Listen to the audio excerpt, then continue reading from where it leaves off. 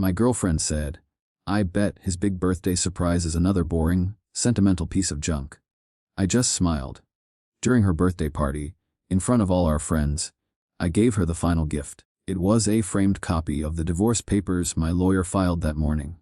The process server was already at the door. I, Miles, 37, male, had been with Genevieve, 35, for 8 years, married for 6. Our life in Nashville was a carefully constructed diorama of her ambition. We lived in a beautifully restored Victorian house in the Germantown neighborhood, a home I had poured my heart and soul into renovating. I was a luthier, a builder of custom guitars, a quiet craft that earned me a respectable $80,000 a year. Genevieve was a vice president at a private equity firm, a shark in a tailored suit, with a salary of $250,000 that was dwarfed by her annual bonus. Our social life was a calendar of her firm's functions and dinners at exclusive places like the Catbird Seat with her colleagues, Graham and Alara, who saw my profession as a quaint hobby. Don't miss the twist. Subscribe and help us reach 1,000 subscribers. The opportunity that would change my life arrived not with an email, but with a phone call. It was from the manager of Dax Shepard, a legendary rock musician and one of my personal heroes. He had played a guitar I had built, one owned by a session musician in his band, and he wanted more. The offer was to move to Los Angeles and enter into a partnership with him to design and launch his first ever signature line of guitars. There was no salary, but a 50-50 split of the profits. It was a chance to turn my solitary craft into a global brand. I told Genevieve that evening, my hands still trembling slightly from the call. I described the partnership, the potential, the chance to have my work in the hands of a legend. She listened with a practiced look of detached amusement she usually reserved for uninspired corporate pitches. "Los Angeles?" she asked, a delicate arch to her eyebrow. "It's so cliché. And a partnership, that's not a real job, Miles. It's a gamble." She shook her head. "My career is here. I'm on a clear path to senior partner. You want me to give that up so you can go be a groupie for some aging rock star." A few days later, I overheard her on the phone with Alara, discussing her upcoming birthday. "I bet his big birthday surprise is another boring, sentimental piece of junk," she said, referring to the custom, inlaid guitar I was painstakingly crafting for her. I just smiled. Update 1. I quietly accepted Dax's offer. Genevieve's comment was the final, clarifying note in a long, dissonant chord. My passion, my life's work, was just junk to her, something to be endured, not celebrated. She continued her campaign of quiet condescension, oblivious to the fact that my decision was already made. At a charity dinner, she introduced me to her boss. "This is Miles," she said with a tight, patronizing smile. "He makes guitars. He's thinking of taking a little break to go work on a project with a musician." Her tone implied I was taking a sabbatical to follow a band. Graham and Alara offered their usual chorus of concern. "You have to be practical, man," Graham said. "Genevieve is building an empire here." Alara added, "She needs a partner who is on her level." I offered no defense. I had already begun my own quiet revolution. I retained an entertainment lawyer in Los Angeles to structure the partnership as a new LLC. I opened a new set of business and personal bank accounts under that LLC. I spent my evenings researching workshop spaces in Laurel Canyon, a place steeped in the very rock and roll history that had inspired me since I was a boy. Update 2. Her 36th birthday was the chosen date for the final performance. The party was a lavish affair held in our home, filled with her finance friends and a few of my musician colleagues who looked distinctly out of place. She held court, the queen of a world I no longer wished to inhabit. Throughout the evening, I played the part of the doting husband. As the night wound down, she gathered everyone in the living room for gifts. She opened extravagant presents from her friends' designer bags, expensive jewelry, all the symbols of the life she valued. Finally, she turned to me, an expectant, slightly bored look on her face. "Well, Miles, what's my big surprise?" I handed her a large, flat, beautifully wrapped gift. She tore it open with a flourish.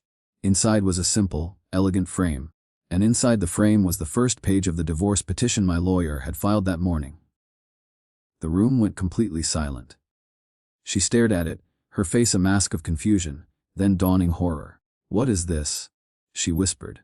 "That," I said, my voice calm and clear for everyone to hear, is my final, sentimental piece of junk. I'm moving to Los Angeles. Our marriage is over. Just then, the doorbell rang. It was the process server, a man I had arranged to arrive at precisely 10 o'clock, holding a second, official copy of the papers. He walked in, looked at Genevieve, and said, "I have a delivery for Genevieve Hayes." The public, procedural nature of the moment was her final, crushing humiliation. Update 3. The aftermath of the party was a maelstrom of rage and disbelief. Genevieve was forced to leave the house, as it was a property I had owned outright before our marriage. She sent a barrage of texts, alternating between threats and a kind of baffled fury. I didn't respond. I remained a calm center in the storm I had created, focusing on the logistics of my new life. The movers came a week later, packing my workshop, my tools, and my personal belongings. I drove my restored vintage Ford F-100 West, the miles peeling away my old life. The first time I drove up into the Hollywood Hills and saw the sprawling, glittering expanse of Los Angeles, I felt a sense of boundless possibility. My new workshop was a beautiful, light-filled space with a view of the canyon. My new home was a mid-century modern gem, a place of quiet focus and creative energy. I was finally in a place that felt as real as the grain of the wood under my hands.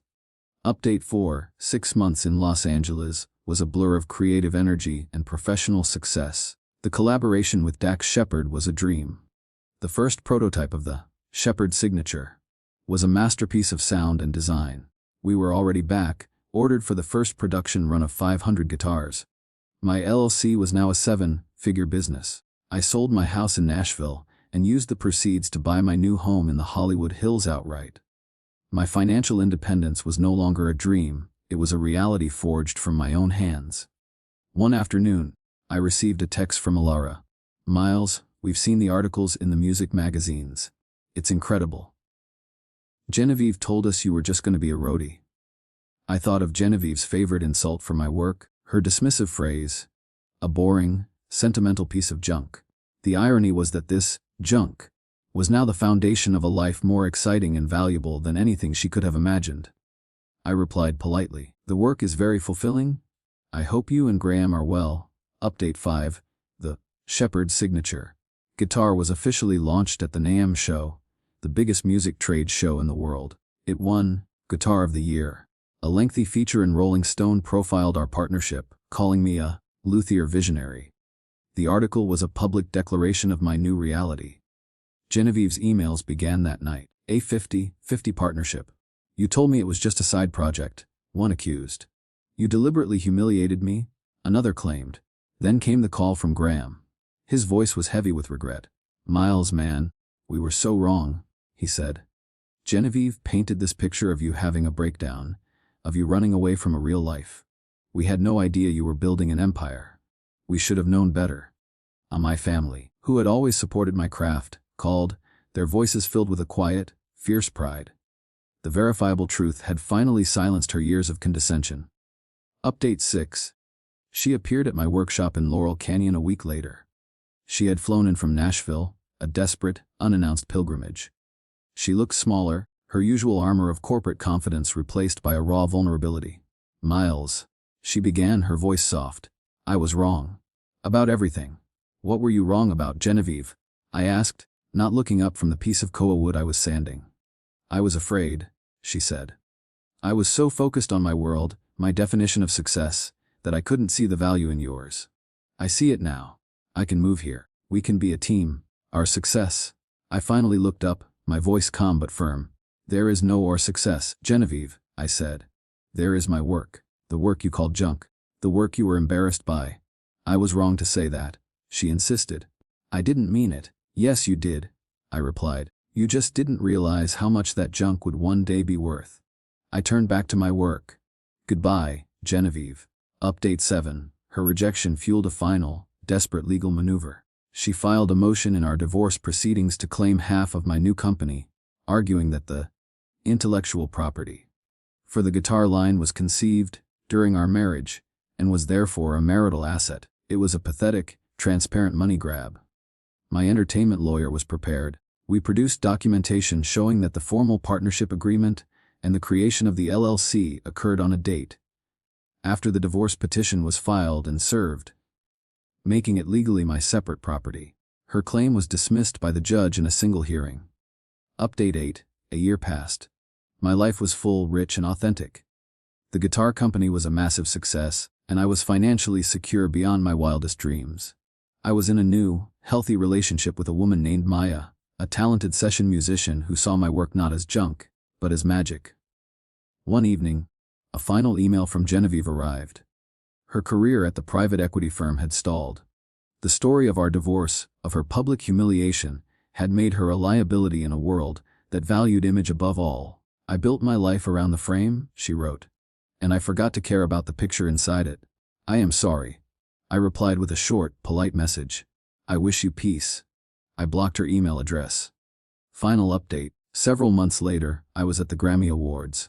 Dax Shepard was performing, playing the Shepard signature guitar I had designed. I was there as his guest.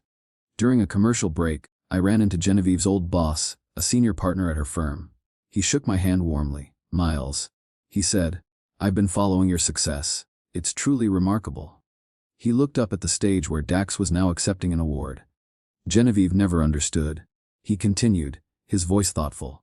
In our world, we trade in things that are valuable but have no soul. We acquire, we leverage, we sell. You create things with soul. Things that are valuable precisely because they are, for lack of a better word, sentimental. His words brought a quiet, final sense of resolution. I thought of Genevieve's dismissive comment, the one that had been the catalyst for my new life. A boring, sentimental piece of junk. She was wrong on all counts. It wasn't boring. It wasn't junk. But it was sentimental. It was the product of my heart and my hands, of my passion and my skill. And in the end, that sentimental thing, the thing she despised, had built me a life of more substance and value than her entire world of empty, soulless transactions. And in that quiet, beautiful truth, I had found my peace,